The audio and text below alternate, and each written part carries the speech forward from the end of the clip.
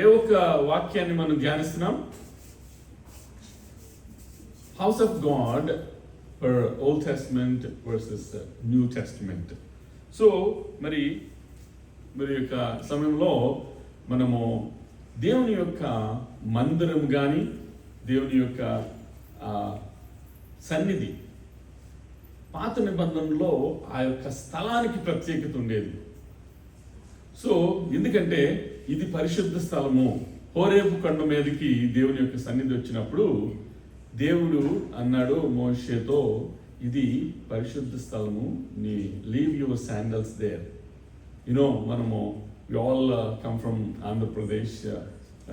మరి మనకి తెలుసు మన యొక్క దేశము మరి హైందవ్యము. గుళ్ళకి వెళ్ళేటప్పుడు మరి చెప్పులతో పాటు లోపలికి గుళ్ళోకి వెళ్తారా? బయటే వదిలేస్తారు కదా. అసలు గర్భగుడిలో కంటే అసలే వెళ్ళకూడదు. మరి అట్లాంటిది మరి మనము అంటే ఆ స్థలానికి ఒక ప్రత్యేకత ఉన్నప్పుడు మన యొక్క పద్ధతిలో కూడా ఒక ప్రత్యేకత అనేది ఉంటుంది. కానీ ఆ హోరేబు కొండ దేవుని యొక్క సన్నిధి దెక్క ముందు, హోరేబు కొండ ఏమన్నా పవిత్రమైందా? కొండ అన్ని కొండల్లో అది ఒక కొండ. కానీ ఆ స్థలానికి పవిత్రత, పరిశుద్ధత ఎందుకు వచ్చిందంటే దేవుని సన్నిధి అక్కడ ఉంది కాబట్టి. Wherever God's presence is there, that is a holy ground. So I say this is a holy ground because God's presence is here. And that's why I leave my shoes there. Not ritualistic way. ఇదేదో పెద్ద పవిత్రమైన స్థలం, ఏదో కొబ్బరికాయ కొట్టి అగరబత్తి వెలిగించాలని కాదు. So wherever I am preaching the word of God, this place is holy ground because that is we are giving reverence to the word of God. So it's basically the place will get the importance based on the God's presence, not because of the place. Yes, holy land antam Jerusalem. Yes, Holi ల్యాండ్కి వెళ్ళొచ్చిన వాళ్ళని కొంతమంది ఏం చేస్తారు తెలుసా? అలా పాదాలకి నమస్కారం పెడతారు. నువ్వు దేవుడు తిరిగి వచ్చిన, నువ్వు స్థలంలో తిరిగి వచ్చావు అని. అయితే దాన్ని రిచువలిస్టిక్ వేలో తీసుకుంటే ఆ స్థలంలో ఏం ప్రత్యేకత ఉంది? స్థలంలో ఏం ప్రత్యేకత లేదు. ఆ ప్రత్యేకత దేని బట్టి వచ్చింది? దేవుడిని బట్టి. దేవుని సన్నిధి ఎక్కడ ఉంటుందో ఆ స్థలానికి ప్రత్యేకత ఉంటుంది. సో కాబట్టి as per the old testament స్థలానికి ప్రత్యేకత ఉండేది. కాబట్టి మందిర ఆవరణమని, పరిశుద్ధ స్థలమని, అతి పరిశుద్ధ స్థలమని స్థలానికి ప్రత్యేకత ఉంది. కానీ నూతన నిబంధన దగ్గరికి వచ్చినప్పటికే ఏది దేవుని మందిరం? మన దేహమే దేవుని యొక్క ఆలయం. నా యొక్క ఆలయాన్ని పాడు చేసేవాడిని నేను పాడు చేస్తానంటే దేవుడు.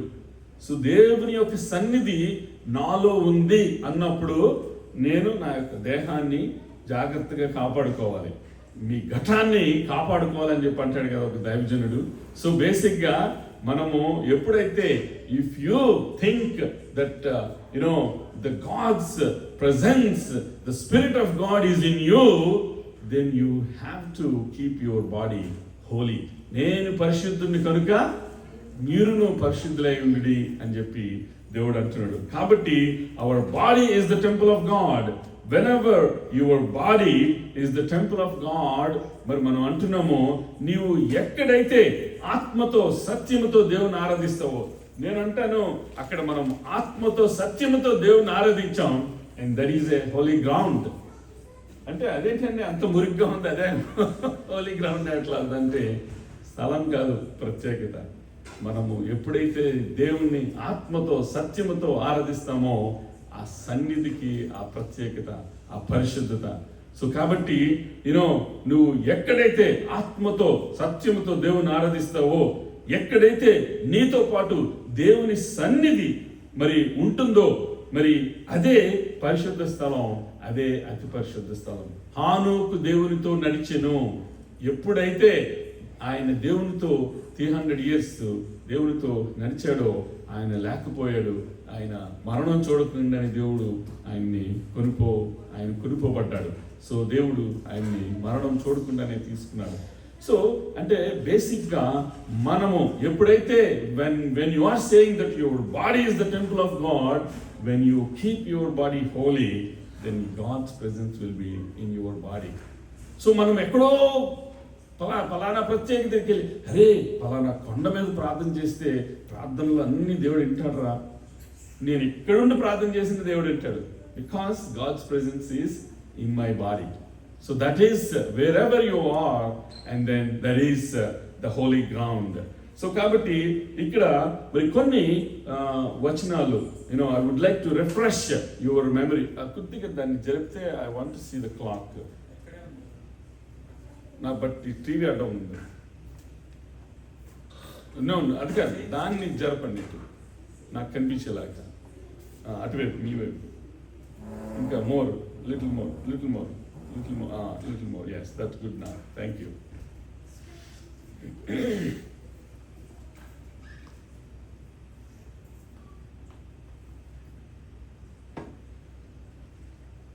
ఓకే, అయితే మనకందరికీ జేకబ్స్ డ్రీమ్ అట్ బేతెల్ గురించి మనకి తెలుసు. సో మనం క్విక్గా నేను ఆల్రెడీ వచనాల గురించి ఎంఫసైజ్ చేసి మాట్లాడాను. I'm not going to repeat those thoughts and insights, but I would like to quickly show you the scriptures and move on. So మరి ఇక్కడ మనము Genesis 28:12 లో చూస్తే, and Jacob had a dream about a ladder that rested on the earth with its top reaching up to heaven, and God's angels were going up and down the ladder. So అక్కడ మరి యాకోబు ఒక దర్శనాన్ని చూశాడు. ఆ దర్శనంలో ఏంటి అంటే ఆ నిచ్చెన ఆకాశానికి అంటినట్టుగా ఉంది. దేవదూతలు పైనుంచి కిందకి దిగుతున్నారు, కింద నుంచి పైకి ఎక్కుతున్నారు. అది ఆయనకి ఆ దర్శనంలో కనబడింది. And then you will see that scripture in Genesis 28:12.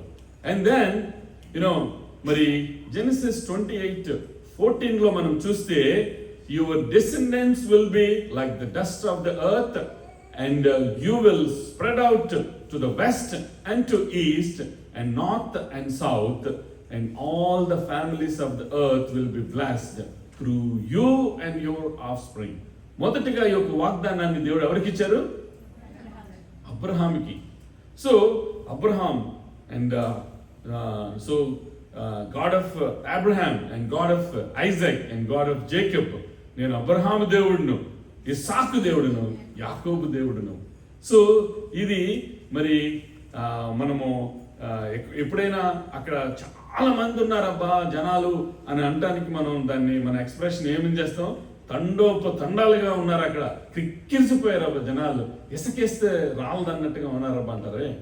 అట్లాగా నీ యొక్క సంతానం సముద్రపు ఇసుక రేణువుల వలె ఉంటుందని దేవుడు ఎప్పుడు వాగ్దానం ఇచ్చాడు? కొంతమంది సంతానం ఇచ్చిన తర్వాత, అసలు సంతానమే లేనప్పుడు, అసలు వారసుడే లేనప్పుడు అబ్రహాం అంటాడు, ఏంది దేవా నువ్వు నాకు ఇన్ని ఇచ్చావు, బట్ ఏంటి నాకు వారసుడు లేదు, నా ఎలియాజరేనా నాకు వారసుడు అంటే? ఇంక నాకంటూ మా మరి శారాకు నాకు పుట్టిన వారసుడు ఉండడా అన్నప్పుడు, అసలు వారసుడే లేనప్పుడు నీ సంతానము సముద్రపు ఇసుక రేణువుల వలె అండ్ దెన్ ఆకాశపు నక్షత్రముల వలె ఉంటాయి అన్న వాగ్దానము, అది మరి అబ్రహాము నుంచి ఇస్సాకుకి, ఇస్సాకు నుంచి యాకోబుకి. సో ఇక్కడ Genesis 28:14 లో your descendants will be like the dust of the earth, and you will spread out to the west and the east and north and south. మనం న్యూస్ అంటాం కదా, న్యూస్ అంటే north, east, west, south. So మరి ఇక్కడ all the families of the earth will be blessed through you and your offspring. ప్రియ సహోదరుడా, ప్రియ సహోదరి, ఆశీర్వాదము తరతరములు వెళ్తుంది. The blessing will pass on to the generations.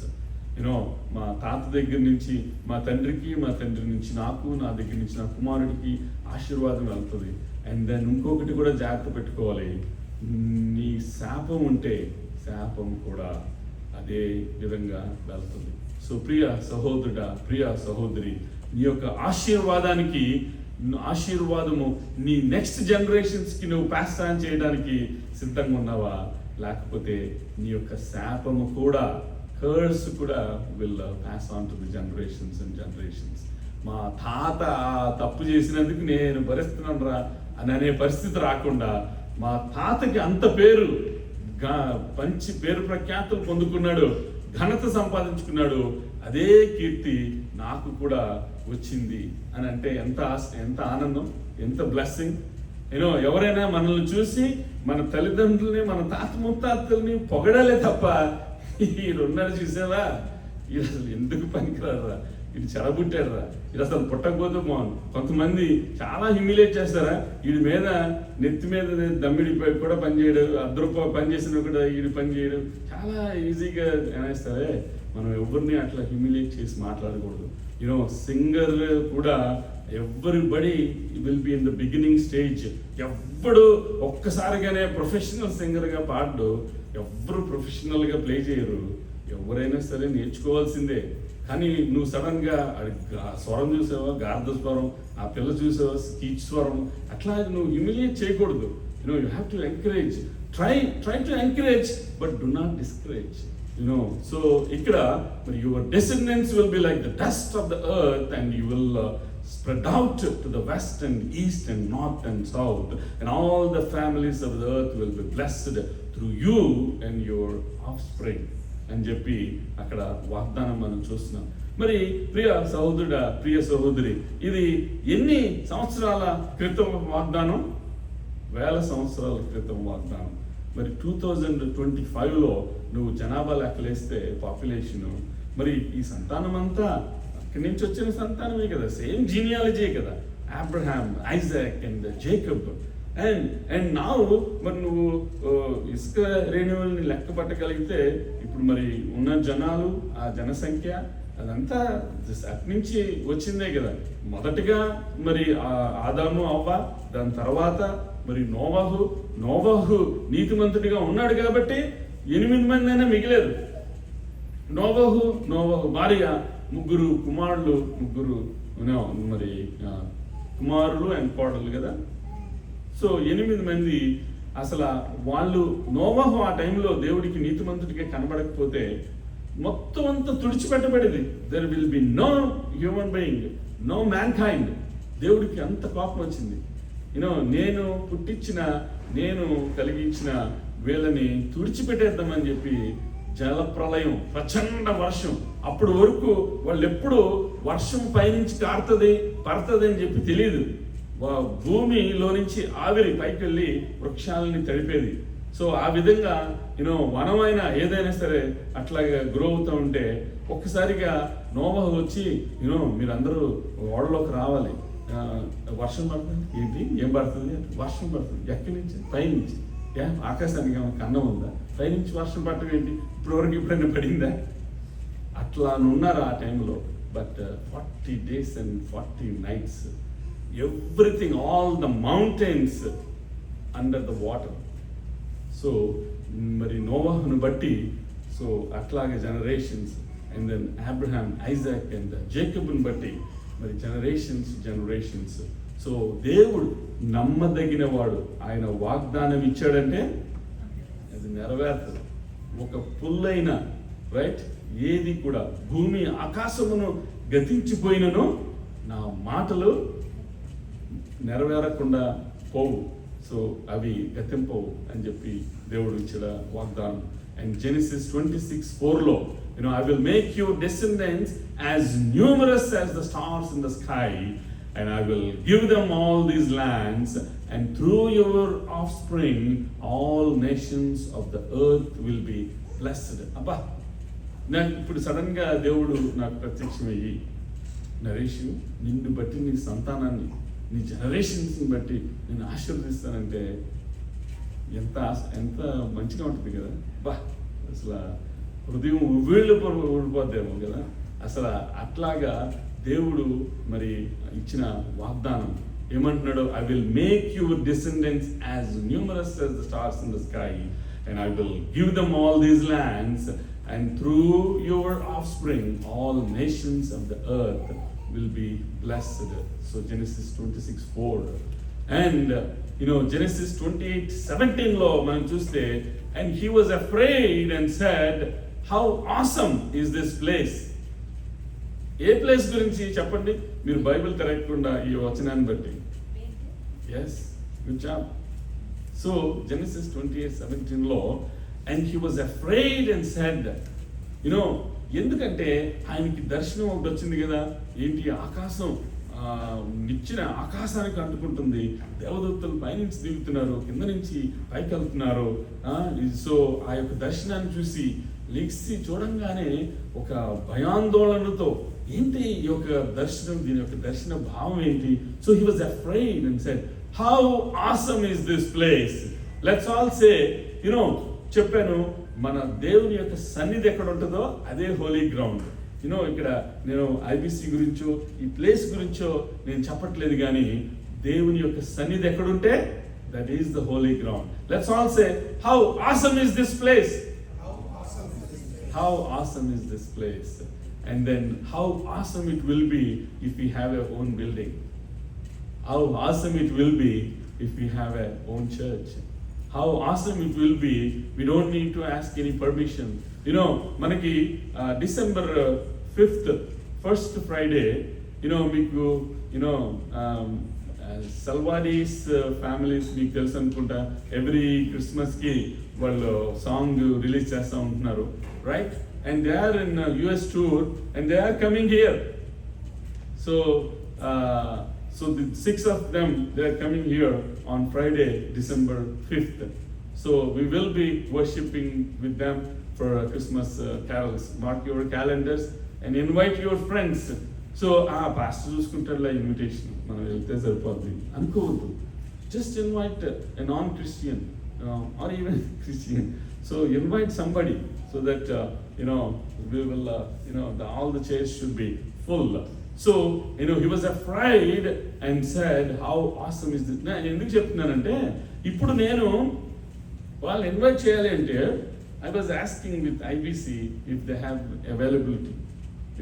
Friday ఉందా అవైలబిలిటీ, సాటర్డే ఉందా అవైలబిలిటీ అంటే వాళ్ళ క్యాలెండర్ చెక్ చేసి, మళ్ళా మనం ఎవ్రీ మంత్ రెంట్ పే చేస్తున్న ఎడిషనల్గా ఎప్పుడైనా మనము ఈ ప్లేస్ని మనం వాడుకుంటే నేను ఎడిషనల్గా పే చేయాలి, మనకేమీ ఫ్రీ కాదు.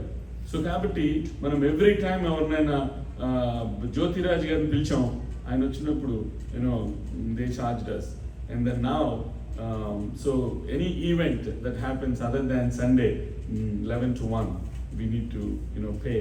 So నేను ఎందుకు చెప్తానంటే, how awesome is this place అన్నట్టుగా, how awesome it will be if we have a own building. Say amen. Amen. So మీ యొక్క పర్సనల్ అండ్ ఫ్యామిలీ ప్రేయర్స్ లో జ్ఞాపకం చేసుకోండి, అది 1 year Avani 10 years Avani, but in his time it will happen.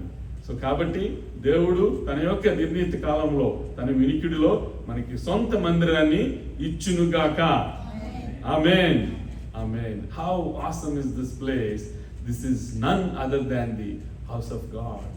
ఆ Bethel గురించి అందుకే చాలా మంది ఎవరైనా ఒక సంఘానికి ఒక పేరు పెట్టాలన్నప్పుడు కొంతమంది బేతేల్ అని పెట్టుకుంటారు, బేతేలు ప్రార్థనా మందిరం, because it is in the scripture.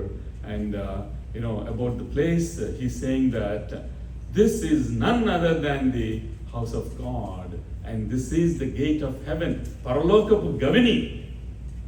ఆ యొక్క స్థలం గురించి యాకోబు అంటున్న మాటలు.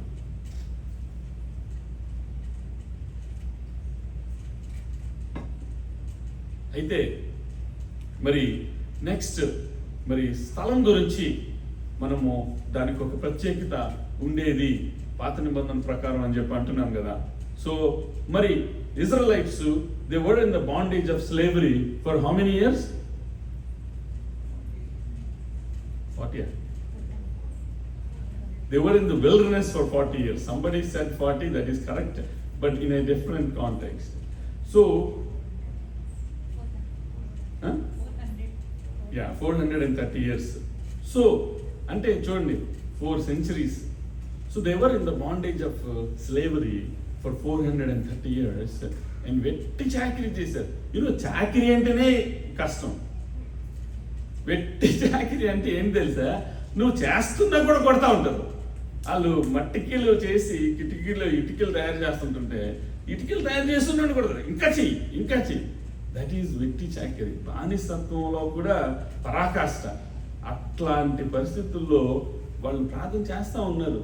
వాళ్ళకి మనం ఏదైనా ఒక విషయంలో ప్రార్థనకి జవాబు రాకపోతే, అరే 1 day అయిపోయింది నాకేం రాలేదు, అరే 1 week అయిపోయింది నాకు జవాబు రాలేదు, అరే 1 month అయిపోయింది నాకు జవాబు రాలేదు, అరే 1 year అయిపోయింది నాకు జవాబు రాలేదు, 10 years అయిపోయింది నాకు జవాబు రాలేదు.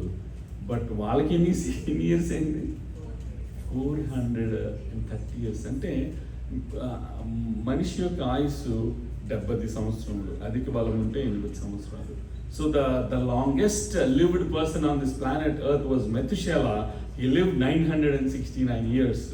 So మరి యాక్చువల్గా మరి then the age, the lifespan cut down further to 120 around Moses time.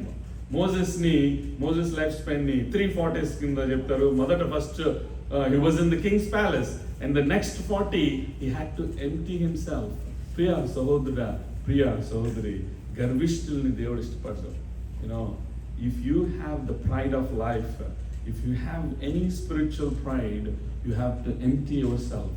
So the 40 years, ఒక రాజు ప్యాలెస్ లో ఉండి యుద్ధాలు అవన్నీ చేసి అన్ని విద్యలు నేర్చుకున్నాడు. గొర్రెల్ని కాయటం అంటే ఆయన ఏమైనా నేర్చుకోవాలా? ఏదైనా స్కూల్కి వెళ్ళాలా గొర్రెలు కాయడానికి? అట్లాంటి మనిషి 40 years he was tending sheep. And అప్పుడు at the age of 80 he saw the burning bush. ఏంటిది? ఏదో పొద కాలిపోతుంది కానీ ఇది పొద మండుతుంది కానీ కాలిపోవట్లేదు, ఏంటిది వింత అని చెప్పి అక్కడికి వెళ్ళినప్పుడు అప్పుడు Exodus 3:5లో do not come any closer. God said, take off your sandals, for the place where you are standing is holy ground. This is a request, because మనము ఏదైనా చెప్పిన ఇన్స్ట్రక్షన్ కొంతమంది సజెషన్స్ వింటారు కానీ డెసిషన్స్ వాళ్ళే తీసుకుంటారు కదా. సో కాబట్టి if you are coming to share a testimony, leave your shoes there. If you are coming to sing a song, leave your shoes there. And then అసలు మనకి ఇండియాలో అయితే బయటే ఉంటుంది షూ స్టాండ్. మందిరంలోకి రావాలంటే చెప్పులు వదిలేసేసి రావాలి, రైట్? ఇక్కడ అమెరికన్ కల్చర్ ప్రకారం మరి everybody they will have shoes on. I'm not questioning, what feel free whatever you want to do, but pray and see what is good in the God's sight, not in your sight. So and so Horeb యొక్క ప్రదేశానికి ఏం ప్రత్యేకత లేదు. Before God's presence was there. కానీ దానికి ప్రత్యేకత, ఆ పరిశుద్ధత ఎందుకు వచ్చిందంటే దేవుని యొక్క సన్నిధిని బట్టి. Do not come any closer. God said take off your sandal, for the place where you are standing is holy ground అని చెప్పి మనం చూస్తున్నాం. అయితే మరి జాషువా 5:15లో కూడా ఒక మాట ఉంటుంది. ఏంటంటే the commander of the Lord's army replied, take off your sandals, for the place where you are standing is holy. అప్పుడు యెహోషువ ఆ మాట విన్నాడు. నువ్వు నాకు చెప్పేది ఏంటి అని అన్నాడా, లేకపోతే ఆ మాట విన్నాడా? ఏమని? వెంటనే Joshua did so. So the commander of the Lord's army replied, take off your sandals, for the place where you are standing is holy. And Joshua did so. అయితే మరి ఇక్కడ మనము ఈ జేకబ్స్ డ్రీమ్ అట్ బేతేల్ గురించి మనము మాట్లాడుతున్నాము. So జియోగ్రాఫికల్గా Bethel is north of Jerusalem, 10 miles away. సో ఇప్పుడు నేనున్న ప్లేస్ జెరూసలేం అయితే నాకు నార్త్గా 10 miles వెళ్తే అప్పుడు వస్తుంది బేతేల్ స్థలం, 10 miles ఫ్రమ్ జెరూసలేం. అండ్ అతను తన కుటుంబాన్ని ఎక్కడ వదిలిపెట్టాడు? బెయేర్షెబాలో కుటుంబాన్ని వదిలిపెట్టి వచ్చాడు. ఆ బెయేర్షెబా నుంచి బేతేల్ 60 మైల్స్ జియోగ్రఫికల్గా. సో ఇక్కడ Bethel was about 10 miles north of Jerusalem and 60 miles north of Beersheba, and where Jacob left his family. అయితే ఒక క్వశ్చన్ తెలిస్తే చెప్పండి, దట్ విల్ బి నైస్. తెలియకపోయినా పర్లేదు, because I'm here to give you the answer. So దేవుడు ఆ బేతేల్ దగ్గర కదా యాకోబుకి దర్శనం వచ్చింది. ఆకాశము వరకు నిచ్చిన అంటుకుని ఉంది. దేవదూతలు పైనుంచి కిందకి, కింద నుంచి పైకి వెళ్తా ఉన్నారు. ఎందుకు ఆ స్థలంలోనే యాకోబుకి దర్శనం వచ్చిందంటారు?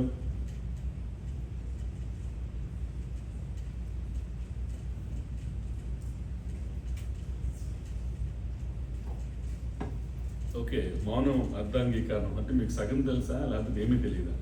సో ఆ స్థలానికి ప్రత్యేకత, ఆ స్థలంలోనే యాకోబుకి ఎందుకు దర్శనం వచ్చింది అంటే, మొదటగా అబ్రహాము సాక్రిఫైస్ చేసిన ప్లేస్ అదే. అబ్రహాము, సో ఇక్కడ ఏంటంటే మరి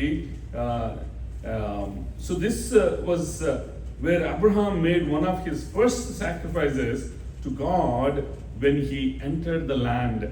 So కాబట్టి బేతేల్ని దేవుడు ప్రత్యేకపరచడానికి అండ్ దెన్ మరి పరిశుద్ధపరచడానికి కారణం ఏంటంటే Abraham, Isaac and Jacob. So తర్వాత ఆ సమయంలో 1000 సంవత్సరాల క్రితము ఆ యొక్క బేతేలు ఒక ప్లేస్ ఆఫ్ వర్షిప్గా ఉండేది. ఒక ప్లేస్ ఆఫ్ వర్షిప్గా ఉండే బేతేలు అది ఏమైపోయిందంటే ప్లేస్ ఆఫ్ ఐడల్ వర్షిప్ అయిపోయింది. ఎంత విచారం కదా! నిజమైన దేవుణ్ణి, the God who created heavens and earth, నిజమైన దేవునించే ఆరాధించే స్థలము రాళ్ళని రప్పల్ని ఆరాధించే స్థలంగా ఐడల్ వర్షిప్ అయిపోయిందంటే సో సాడ్ కదా. ఇక్కడ మా ఫ్యామిలీ తప్ప ఇక్కడ ఎవరైనా న్యూయార్క్ వెళ్ళారా? చేతులు. ఓకే, ఇంకా ఓకే. మా ఫ్యామిలీ కాకుండా అంటే జ్యోతి ఎత్తుతుందా? సో నేను ఎందుకు అడుగుతున్నానంటే, న్యూయార్క్లో 5 బరోస్ ఉంటాయి. Manhattan, Queens, Brooklyn and then Bronx and Staten Island. ఈ 5 బరోసే city. And other than like Binghamton కానీ, బఫెలో కానీ, ఇవన్నీ అవుట్ కౌంటీస్ న్యూయార్క్ సిటీ కింద రావు. న్యూయార్క్ సిటీ ఈ 5 బరోస్లోనే నువ్వు ఉంటే that is New York city. So New York సిటీలో క్వీన్స్ బరోలో ఫ్లషింగ్ అనే ఒక సిటీ ఉంది. ఆ ఫ్లషింగ్ అనే సిటీలో హిందూ టెంపుల్ ఒకటి ఉంది, గణేష్ టెంపుల్. దానికి ఇండియా నుంచి స్టాఫ్ పిలుచుకో వస్తూ ఉంటారు. H1 మీద వస్తుంటారు. వాళ్ళకి స్టాఫ్ క్వార్టర్స్ ఉంటాయి. బాన్ స్ట్రీట్ అని ఆ స్ట్రీట్ అంతా స్టాఫ్ క్వార్టర్స్తో నిండిపోతుంది. అంత ఫ్లరిష్ అయిపోతుంది ఆ టెంపుల్. సో H1 మీద వాళ్ళని పిలుచుకురావటం, వాళ్ళకి జాబ్స్ ఇవ్వటం అండ్ దెన్ శాలరీస్ ఇవ్వటం. సో అండ్ దెన్ టెంపుల్ విరాళాలతో డొనేషన్స్ ఎక్కువైపోయి ఎక్స్పాండ్ అయిపోతూ ఉంది హిందూ టెంపుల్. అయితే దానికి సంబంధం ఇప్పుడు హిందూ టెంపుల్ గురించి ఎందుకు చెప్తున్నాడు నేను అనుకుంటున్నారా? ఒకప్పుడు that was a Tamil church అంట. ఎంత సాడ్ కదా! ఒక తమిళ్ చర్చ్ రన్ చేయలేక వేరే వాళ్ళకి అమ్మేస్తే దాన్ని హిందూ టెంపుల్ కింద మార్చేశారు. అంటే క్రిస్టియన్స్ ద్వారా ప్రాస్పర్ అవ్వలేని స్థలము హిందూస్ ద్వారా ప్రాస్పర్ అయ్యి అంతలాగా పేరు తెచ్చుకుంది. Bethel is a place of worship for real, the true God, the God who created heavens and earth, that has become an idol worship. So the Bethel, and at first Bethel became an important center of worship. Later it was a center of idol worship. The prophet Hosea condemn చేస్తా ఉంటాడు. ఏమంటున్నాడంటే, for their evil practices, సో మరి దేవుణ్ణి ఆరాధించాల్సిన వాళ్ళు సాతానికి సంబంధించిన క్రియలు చేస్తున్నప్పుడు హీస్ అ ప్రాఫిట్ కాబట్టి he was actually condemning that place. So మరి మనము I would like to take this topic as a series because I don't want to complete as a crash course. I want to go deep, and then I want to, I want this word sink in your mind so that you think that, yes, my body is the temple of God. I have to keep my body holy so that my God's presence will be in me. So, kabatti, next Sunday kuda, and I would like to, take some more time to spend on this topic. And then we will go deep into the word of God. తలలో వంచి కళ్ళు మూసుకున్నట్లయితే చిన్న ప్రార్థన చేసుకుందాం. పరలోకమున్న మా తండ్రి, మా పరమ తండ్రి, మా తండ్రి, తండ్రి కుమార పరిశుద్ధాత్మ త్రియేక దేవ, తరాలు మారిన యుగాలు మారిన దేవ మీకు స్తోత్రాలు. విన్న వాక్యము మంచి నేలను పడిన విత్తనం వలె నూరంతలుగా ఫలించే కృపను అనుగ్రహించమని ఈ కొద్ది ప్రార్థన విజ్ఞాపనలో కృతజ్ఞతాస్తుతులు మీకు పాసనకు చేర్చుకొని నేను వినుట వలన విశ్వాసము కలుగును, వినుట క్రీస్తుని గూర్చిన మాట వలన కలుగును. మరి ఒక సమయంలో నేను విన్న వాక్యము అది నేను నూరంతలుగా ఫలించి మా యొక్క దైనందిన జీవితంలో మేము అవలంబించే కృపను అనుగ్రహించమని ఈ కొద్ది ప్రార్థన విజ్ఞాపనలు కృతజ్ఞతాస్తుతులు మీకు పాసనకు చేర్చుకొని వాటి జవాబు దయచేయబోతున్నందుకే మీకు వందనాలు చెల్లిస్తూ మమ్మల్ని మిక్కిలిగా ప్రేమించిన క్రీస్తు పేరట అతి మిక్కిలి తోడుకుని ప్రార్థిస్తున్నాం మా పరమ తండ్రి. ఆమేన్, ఆమేన్.